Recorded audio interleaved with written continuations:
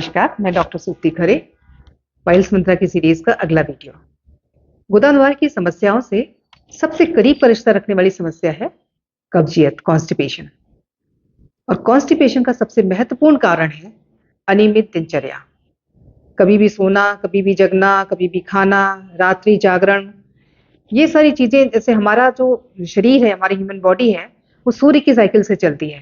सूर्य की साइकिल का मतलब ये कि दिन के समय खाना, रात के समय खाना नहीं, दिन के समय सोना नहीं, रात के समय सोना, इस तरह से। लेकिन जब हम इस तरह की पूरी अनियमित दिनचर्या रखते हैं तो हमारा आंतों का सिस्टम जो है ना, वो समझ ही नहीं पाता कि हम किस तरह से चलें।